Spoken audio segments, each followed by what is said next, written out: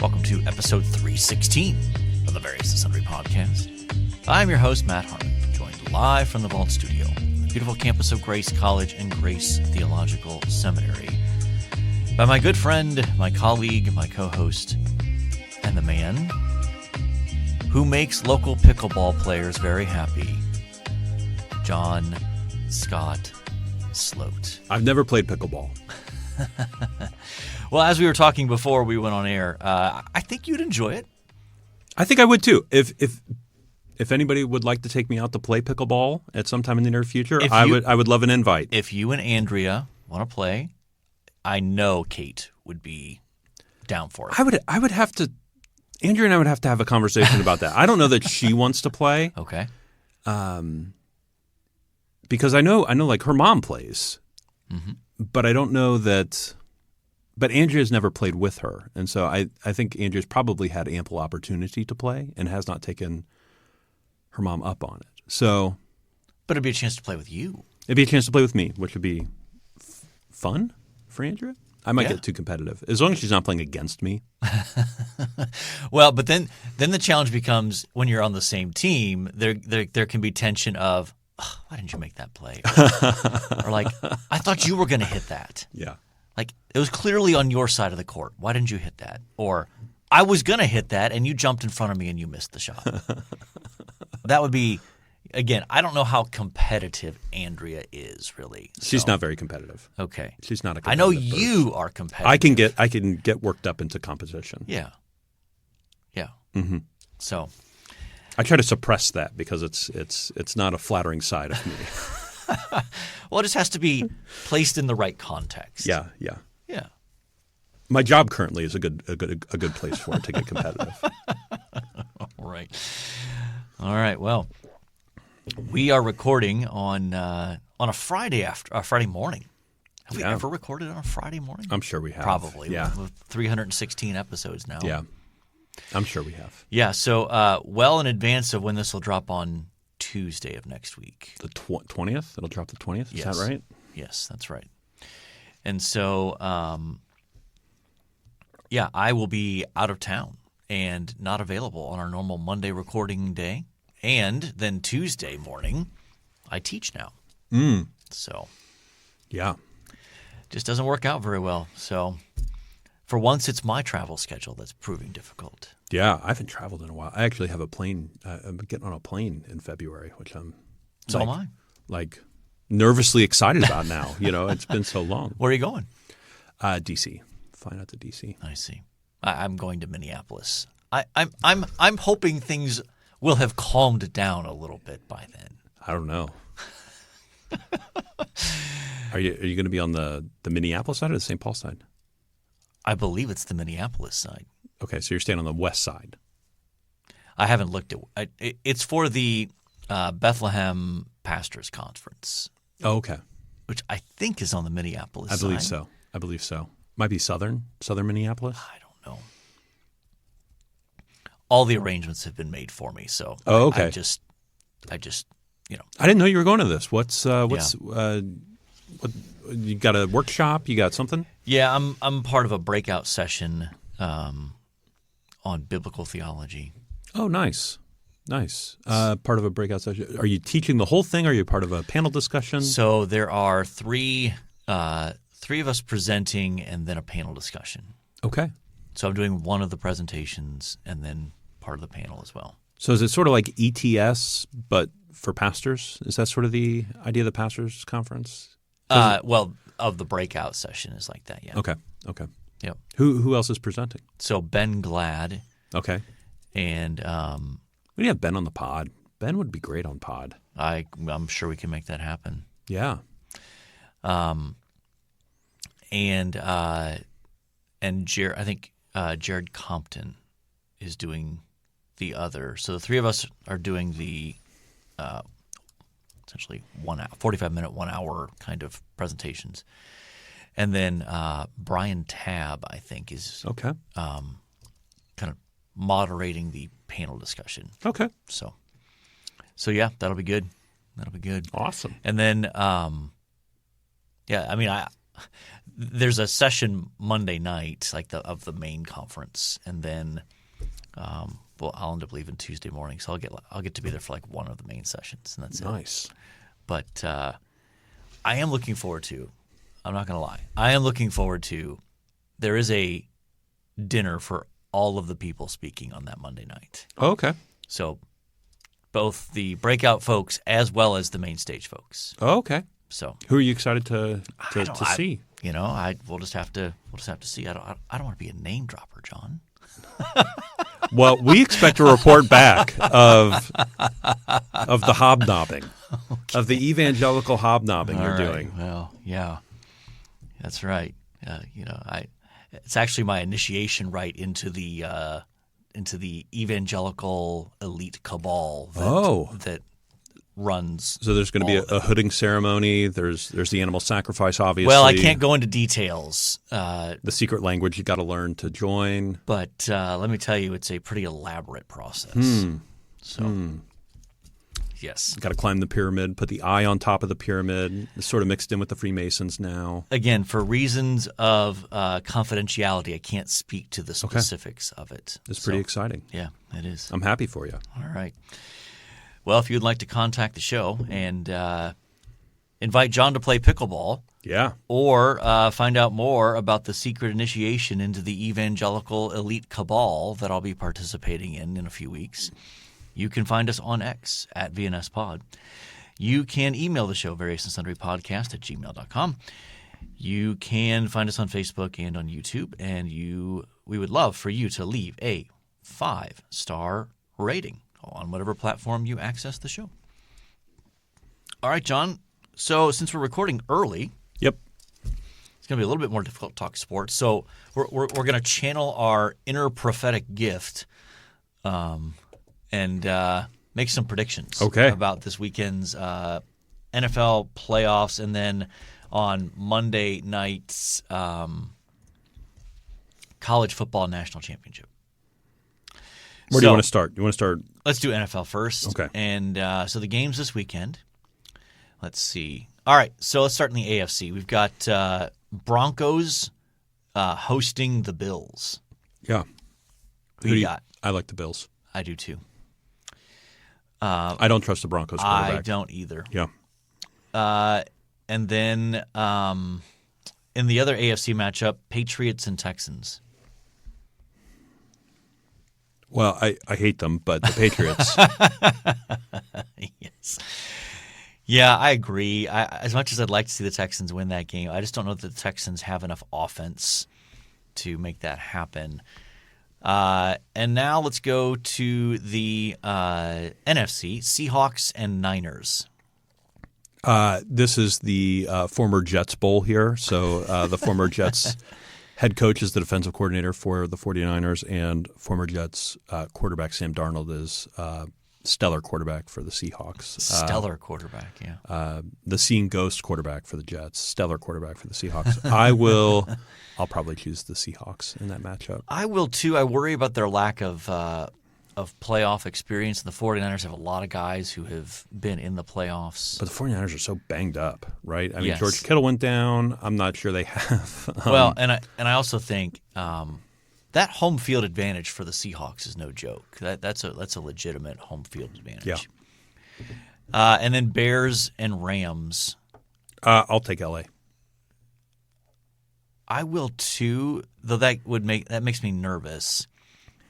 The Bears are surprisingly good, but lack of playoff experience. Yeah. First time head coach. And, let's be honest. I mean, they did beat the Packers, but the Packers had some significant self-inflicted wounds late in that game that contributed to that. So, all right. So that means we think it'll be Bills Patriots for the AFC title game.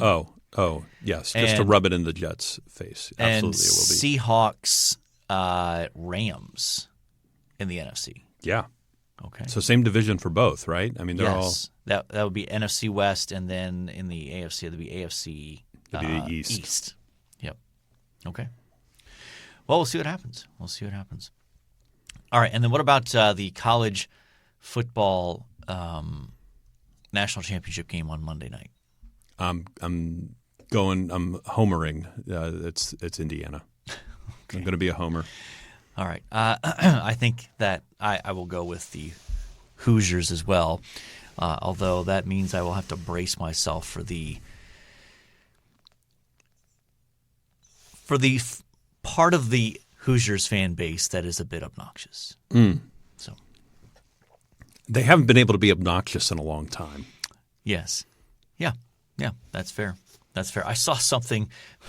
I mean, they are statistically the losingest program in college football history. Correct. Yeah, they have not won the Big Ten since World War II, something like that. Yeah, and I think I saw someone figured it out that I think they'd have to go undefeated for like the next 6 years, and then a few games into the following year. It's something like that, just to get back to 500 historically for their program. That's how. Which makes their turnaround all the more remarkable. It is a remarkable turnaround and really interesting and exciting. And I will say one that is only possible in today's college football with transfer portal and that kind of thing. And NIL, for sure. Yep. Can I complain about some things that are happening to my teams right now? Please. Would that be all right? I mean, one of the things we did not do around the Christmas season was have an airing of grievances. So let's do it. Okay. So the Jets have the number 2 overall pick. All right. And did you see the news about Dante Moore, who was the presumed number 2 pick? Yes. The quarterback out of Oregon decided to stay in college and play next year at Oregon. Yes. Yes. So that leaves Did you see how much NIL money he's getting for that? I saw 7 to 10 million, I think. The number I saw was 7.5. Okay. Yeah. He would have made 25 to 30 in the NFL. Agreed. What he's betting on himself. Exactly. He's betting that this is essentially an extra $7.5 million that he'll get the same or more next year when he comes out. And I think in fairness, I do think there could be a developmental thing there of like he only started 1 year. I 100% agree. There's part of me that goes, this is actually a good thing, but it's kind of like, well, it sticks it to your Jets. Who's our quarterback? Yeah. Well, and then the other part is if Dante Moore comes out, but you don't believe in him, you trade that pick, right, and you accumulate more picks, yes, right, and now we can't trade that pick and accumulate more picks because who are you going to trade up for, right? Yeah, I mean, I think Ty Simpson maybe becomes the number 2 quarterback in that class. But who's you're not going to take him at 2, right? Well, probably not. But you know this, John. Teams overreach for quarterbacks in the first round that need them. Yeah. And, weird things happen in the time from when a guy last plays a meaningful football game to when he gets drafted. Guys go to the combine. Guys have their individual workouts. And some guys suddenly have a massive jump in their draft stock. And other guys go from he's amazing to he's a bum. Yeah. Without playing another game. So a little harder for that to happen at the quarterback level, but it happens. Yeah. So I'm nervous about all of that. And anyway. Okay. So the other thing I'll complain about real quick. Yes. Grievance number 2. Grievance number 2. So this is Friday. Last night about 10:30 p.m., Kyle Tucker signed with a team. Did you see this in Major League Baseball? No. So Kyle Tucker, top 7 baseball player right now. All right. Top 7 bat. Very good glove, borderline gold glove player. He was with Houston for a number of years, got traded to the Cubs as his first free agency. He was seeking a 10-year, $400 million contract because baseball's crazy. Insane. Yeah. And the only team that was willing to go to 10 years was Toronto for him. Mm-hmm. Their offer was like $300. So it wasn't the dollar value he was looking for. All right. So my Mets were stepping up. Okay. Steve Cohen, richest owner in baseball, opening up that checkbook, stepped up to the plate. Did he sell some Bitcoin to do this? I don't know that he's a Bitcoin guy, but he's definitely a hedge fund guy. Okay.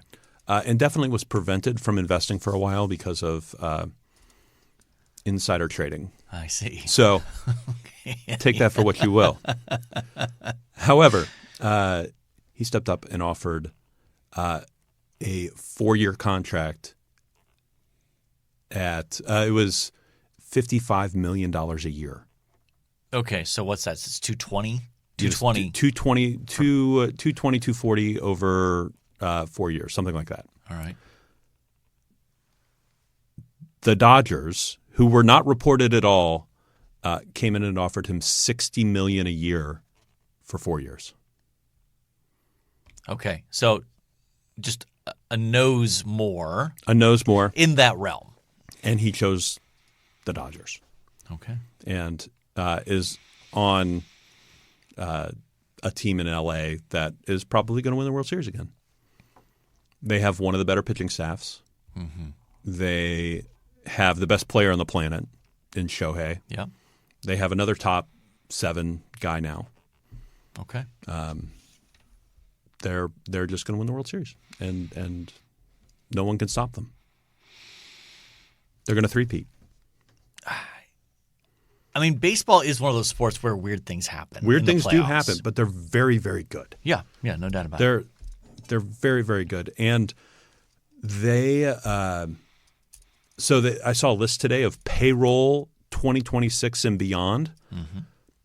The Dodgers have already committed $2 billion beyond 2026. $2 billion. I mean, a big chunk of that's Shohei, is it not?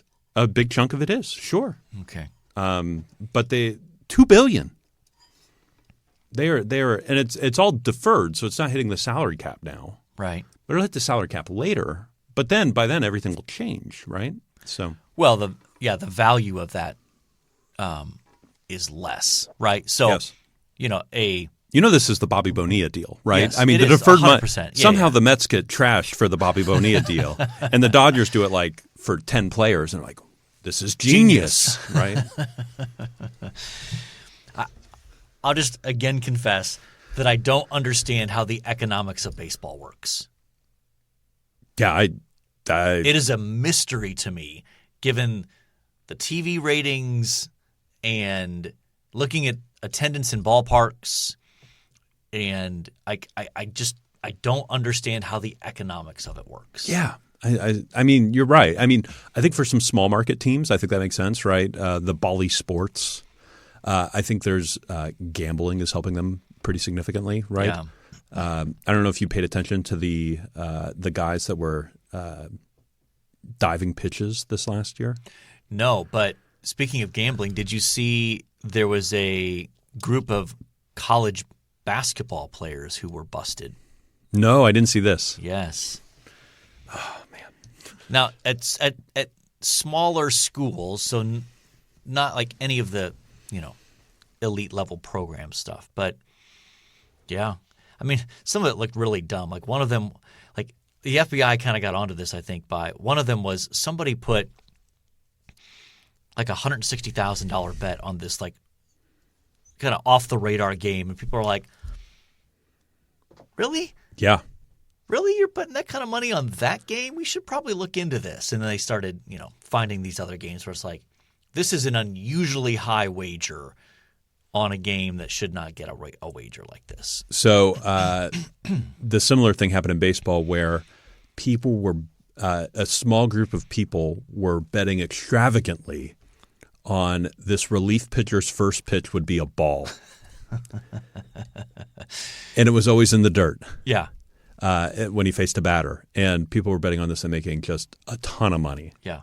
And they discovered it and found out he was on the take.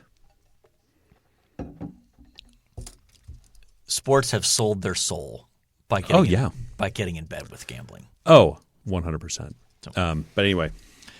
We should also mention the Grace College men's basketball team.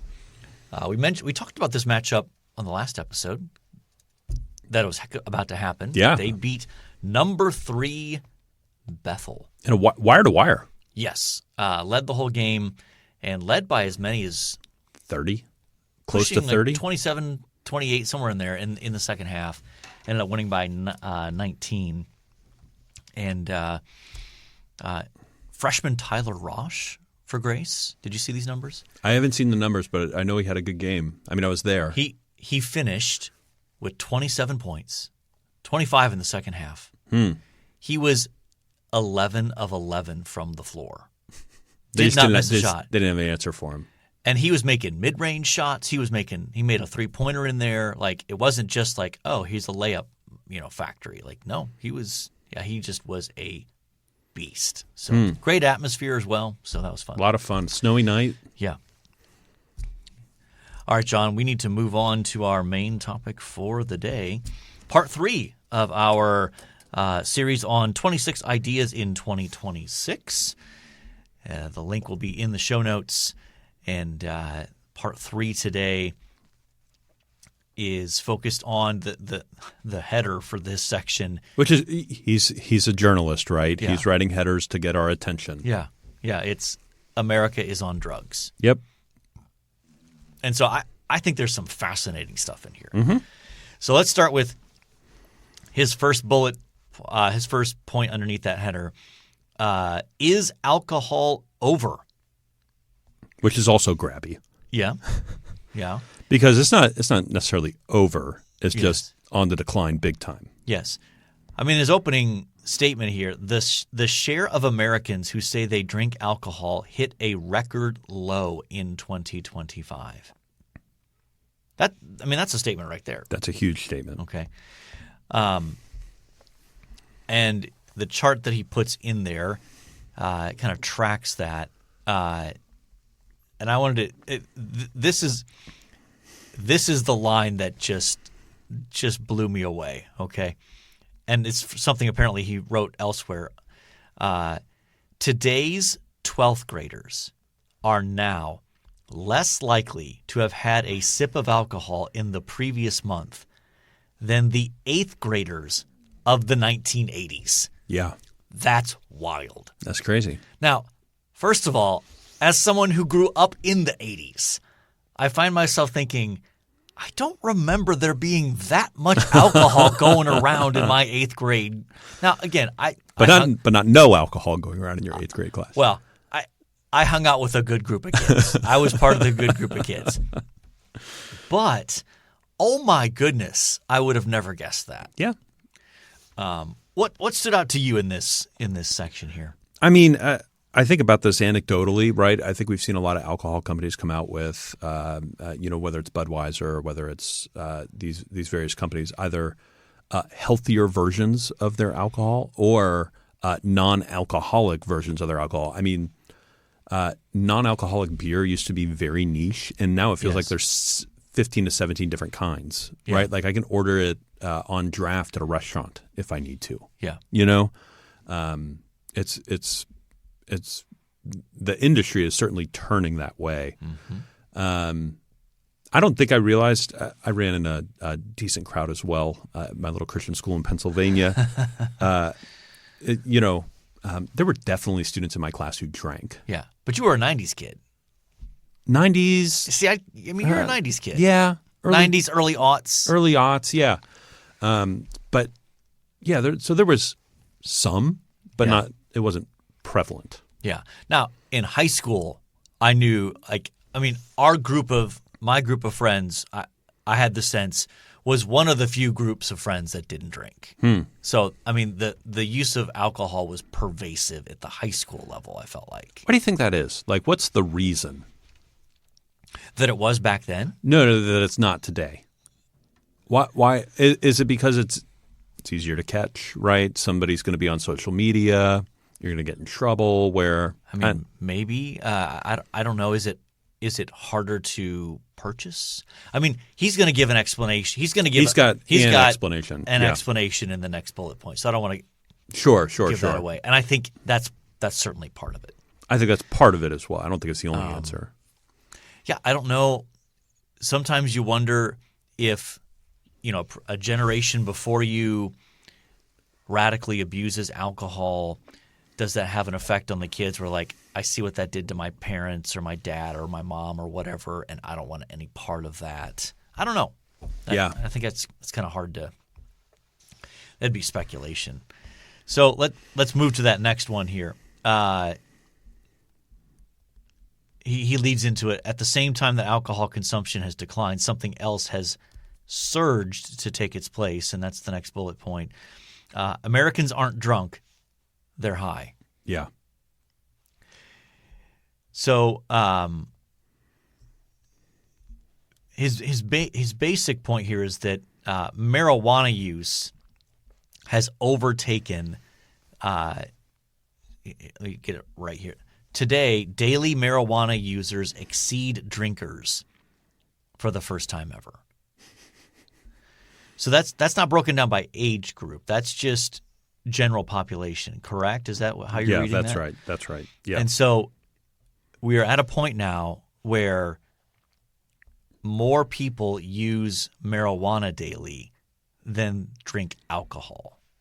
And it's been. I mean, marijuana is really on a hockey stick. It's really Yes. And this isn't, my understanding, not just CBD. This isn't CBD. This is using marijuana, using the either smoking or having it in something. That's my understanding. He doesn't necessarily. I don't know. He just labels it as marijuana. Doesn't apparently include CBD. But regardless, it's a remarkable. It's incredible. But obviously, I think a big chunk of this has been the legalization of it in many states in our country, which I think it's hard to deny that that's been a terrible thing in terms of society. Explain that a little bit more for me.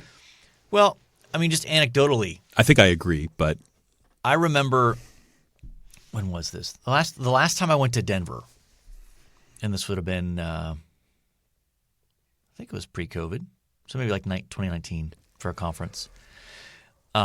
Staying at a downtown hotel near a convention center, and you stepped outside and you smelled it in the air, and you couldn't go a block without seeing a dispensary, and it had totally transformed that downtown area from somewhere that you're like, oh, this is a nice downtown area, to you might want to be careful just about where you're walking and when you're walking and that kind of stuff. So I am actually going back this upcoming November for that same conference. So I'm curious to see if it's even worse. Yeah. But, I am curious. Something he doesn't deal with in here. Where does vaping fit into this? I don't think it's in this. Correct. But I'm saying, like, in terms of, okay, so high school seniors are more likely to have smoked marijuana in the last month. Or, That's probably true. Probably true. That's not what he says. But basically, marijuana use has kind of overtaken alcohol use. Yes. This chart's over 21, though, I believe. But in any case, I just wonder, we're talking about, well, why is alcohol declining? Does it have anything to do with vaping? I don't know. I mean, we're smoking in this. Like, I'd imagine that the smoking numbers are down. I think the smoking numbers are way down. But the vaping numbers have probably filled some of that. I think that's probably true.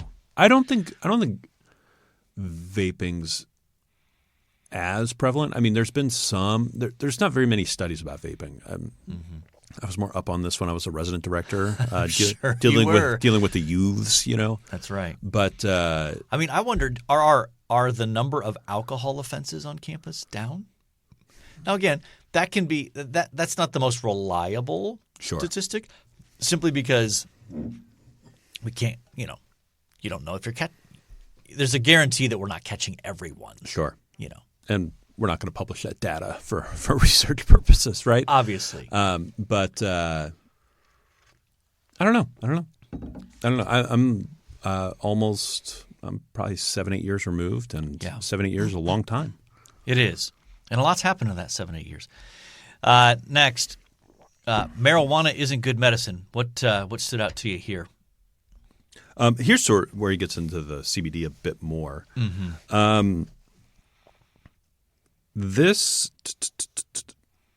It stood out to me that he was as blatant as he was to say it isn't good medicine, because I talked to so many people who think it is.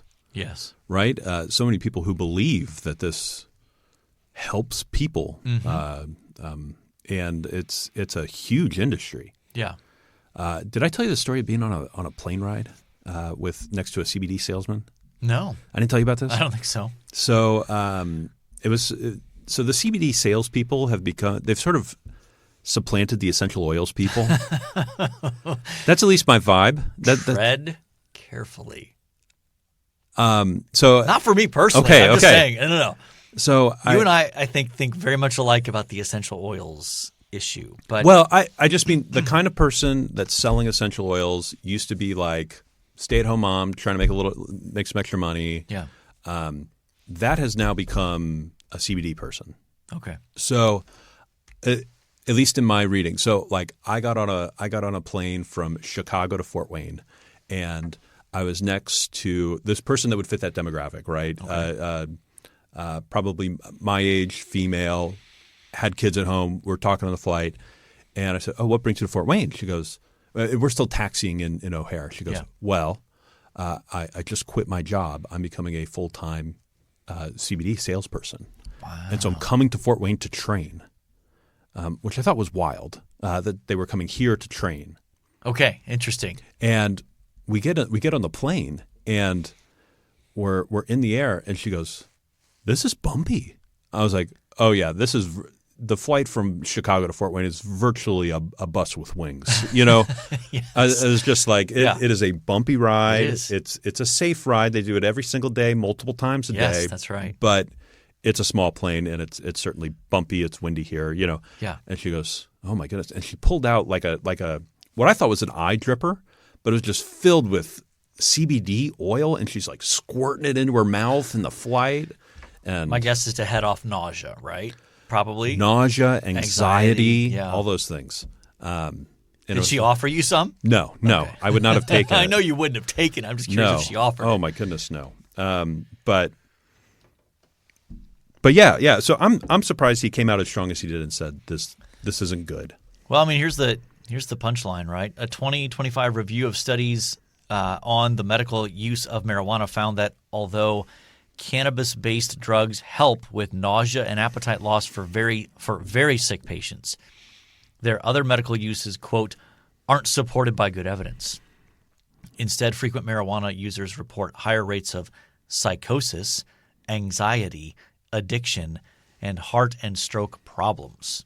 I think it's funny that anxiety and heart and stroke problems are in the same sentence there. Yeah. All right. Next one. GLP-1 drugs are already remarkable, and today they're probably less effective than they'll ever be. Yep. This is probably the most undercovered story in America, and yet still covered still covered a lot. Like everybody knows about GLP-1s, but I think they're better than I think anybody realizes. Okay. And this is huge. Absolutely huge. Yes. Yeah. And will benefit Indiana incredibly. Yes. Just massively. Like I just don't see. I mean, Eli Lilly has gone from one of the main players in pharmaceuticals to pretty much the main player in pharmaceuticals in America. In large part because of their Mounjaro, which is their diabetes thing, their non-diabetes side, which is I believe the same drug, Zepbound. Mm-hmm. And that's a shot currently. This year they're dropping the pill form, and that'll be huge. That'll be the next game changer when you move from shot form to pill form. Yeah, absolutely. Yeah, I still find myself on the hesitant side on these things. Just like it just feels too good to be true. Yep.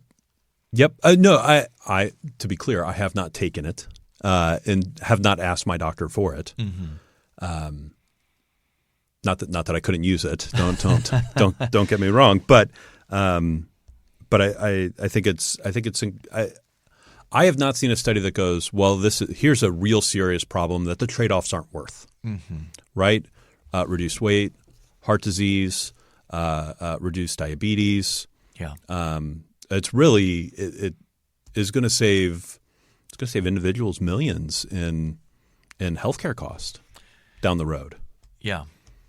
Yeah. I just and this is probably just the pessimist in me of this just seems it seems too good to be true. Too good to be true. I 100% agree. It seems too good to be true. However, I haven't heard a trade-off that's not worth it. Yeah. You know? Yep. And so then the next – And he does say that. Panaceas don't exist. Yeah. And GLP-1s can't do everything. Right.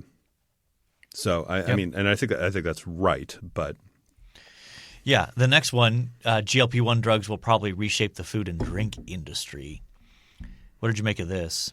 So I think this is a little bit longer than 2026. This is one I look at and go like, this is probably going to take a little bit more than a year to really fully reshape the food industry. But yeah, I think he's right. I just think it's probably more like 28. So here's my question: Do these GLPs is part of what they do suppress appetite? Correct. Yes. Okay. So part of what they do is that you eat less just because biologically you're not hungry. Correct. So then what's to stop a person from being like, well, then I can just eat whatever I want and just use the GLP-1 drug that I'm on, and it doesn't matter what I eat because I'm not going to gain weight. Right, but I think that's controls for one thing, right? I mean, I think there's and weight has a lot to do with heart disease and diabetes and all those things, right? Sure. But there are other things that are, if you never move or you don't get vitamins and things like Right. that, it's not good for you as well. Right. I can just envision people approaching them that way. Sure. Give me raw steak and candy for dinner, Pass on the candy, but the raw steak, Yeah. medium rare. Medium rare, Not yeah. not rare. Flame kissed, There you go. All right. I got to move on here. The future will be hot, high, and lonely. That's quite a line. The alcohol industry is terrified about the effects that GLP-1 drugs could have on their business, and maybe they're right to be. According to an analysis shared with me by Bloomberg Intelligence, total spending on beer, wine, and spirits in the U.S. and Europe is projected to decline by nearly $30 billion in the next decade. Spending on sweet and salty foods are also projected to decline by $25 billion in that period. Yeah. And then he has this. What's interesting is under that heading, he has a chart, the death of partying in the 21st century.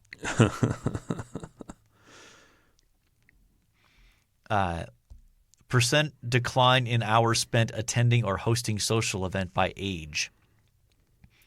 So we're all just not going to parties as much anymore, going to social gatherings as much. I believe that.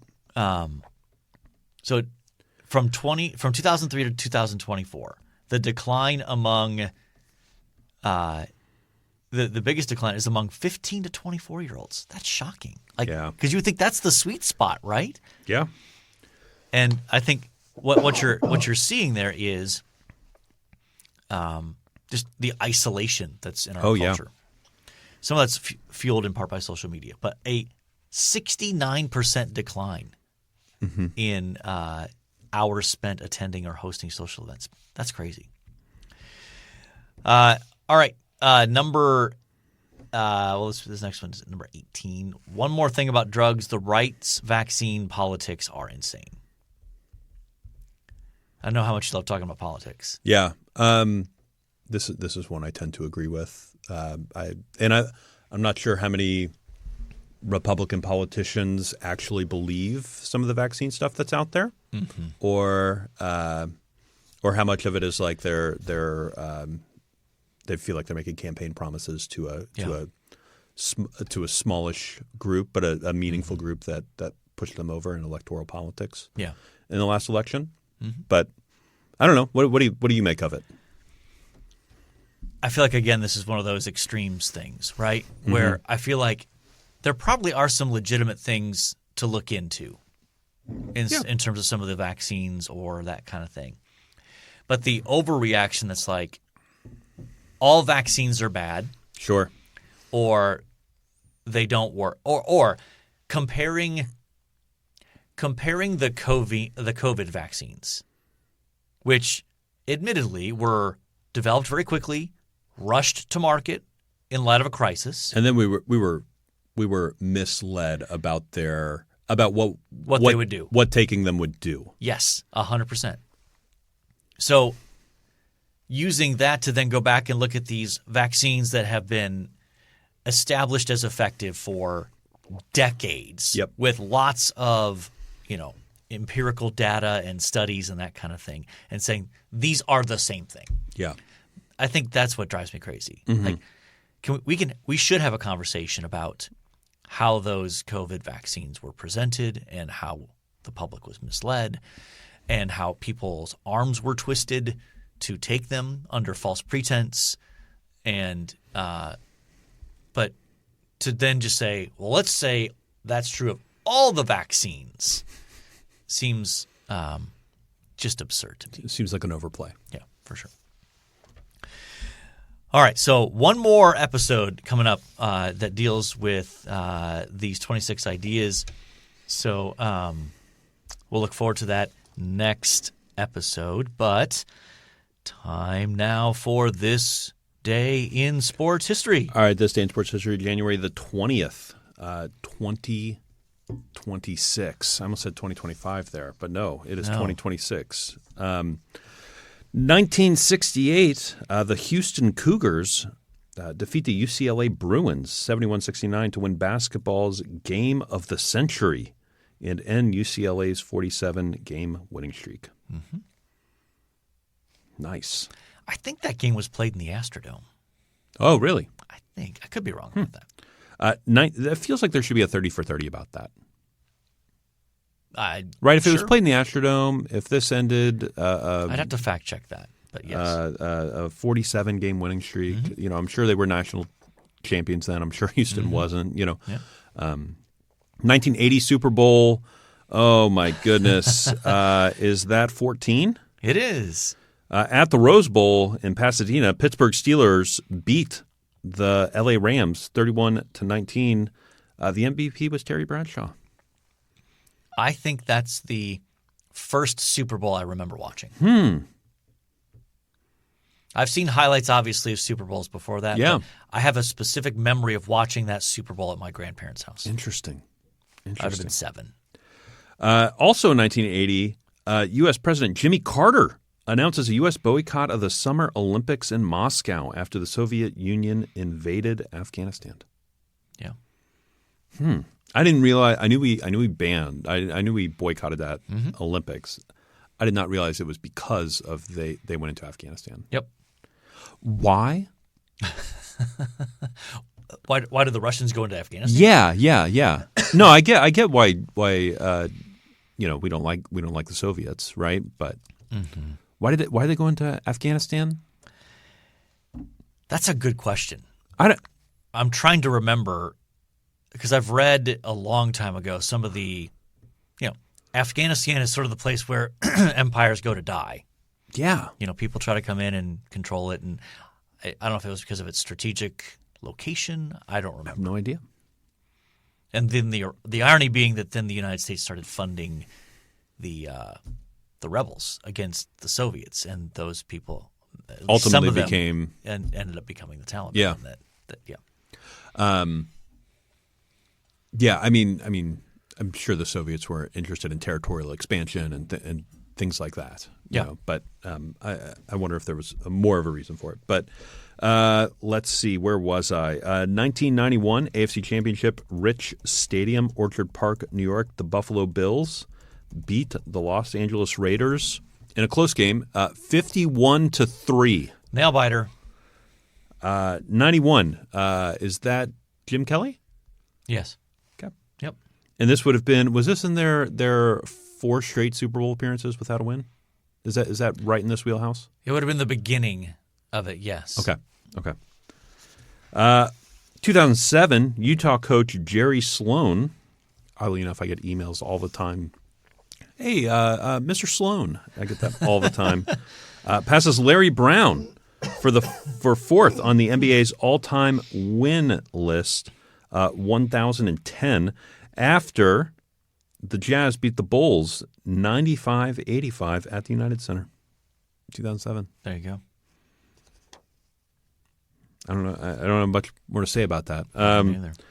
2025, just a simple year ago. That's right. One lap around the sun. What a simpler time a year ago was. Such a simpler time. Ohio State defeats Notre Dame 34-23 to win the college football championship. Will Howard named offensive MVP, and Cody Simon was named defensive MVP. 1 year ago. 1 year ago. Yeah. What a difference a year makes. What a difference a year makes. So, what do you like out of that, John? Oh, my goodness. We're obviously not going with Jimmy Carter. You don't like peanut farmers? Or what's the... That's more of a geopolitical... Okay, okay. You want to go with the Soviets invading Afghanistan? No, just... I kind of like the Houston defeating UCLA. That feels like a big deal. Okay. Which one were you thinking? Well, you know what I'm partial to, but... Sure. I will defer to my co-host here. I certainly Jerry Sloan. That one didn't feel significant. Yeah. I also don't like the name Sloan because people call me that and it annoys me. The Bills beating the Raiders. 50, yeah. We can go with the Houston Cougars. Okay. All right. One thing you liked. Okay. Oh my goodness. Why don't you go first? I haven't thought of anything. Okay. Well, I'm going to do a preemptive one. A preemptive one. Yeah, let's hope it doesn't go horribly. The reason we're recording early is because this upcoming weekend is our now annual gathering with friends of ours from Ohio University. We get together in Columbus and hang out for the extended weekend. So we've done this now. This will be year 4 that we've done this. And it is the most relaxing, chill, enjoyable weekend of the year. So looking forward to that. Nice. I have 2 things I could mention. I'll go with the benign because I'm not sure how the follow will go. But the benign one is Mia has been skipping a feeding in the middle of the night. Hey-ho. And that is so good. Yeah. So that has been wonderful. All right. Yeah, hard to beat that extra sleep there. And she's been really smiley recently. It's been a lot of fun. It's fun when they start hitting that stage where they smile and it's actually because they're interacting with you, not because they have gas. That's correct. Yeah, she's also starting to have like conversations, right? Not like obviously not speaking, but like just sort of making coos, gurgling, and and all sorts of fun noises. Yeah, tell she's responding to you. It's a lot of fun. Yeah, has she reached the point yet where she fully realizes like that her hands and her feet are actually attached to her body and she can manipulate them? Because that's a fun stage where you kind of see them. They'll start to look at their hands, and you see them like moving fingers, and I don't think we're quite there yet. It's dawning on them like, hey, wait a minute, I actually can make those things do stuff. Now I have gotten her like I'll do something silly. I'll make a funny noise, and her eyes will get big, like she just doesn't know what's going on. Yeah, and I was like, be prepared to wear that face the rest of your life. Be prepared. Yeah, for sure. And that is our one thing we liked. All right, John, we have made some predictions about some upcoming football games. We have talked about part 3 of the series of 26 ideas in 2026, focused on America not being drunk but being high. Mm-hmm. We have talked about the Houston Cougars ending UCLA's 47-game winning streak. We have talked about Mia sleeping a little bit longer, skipping that feeding. A bit. Yeah, A bit. liking that.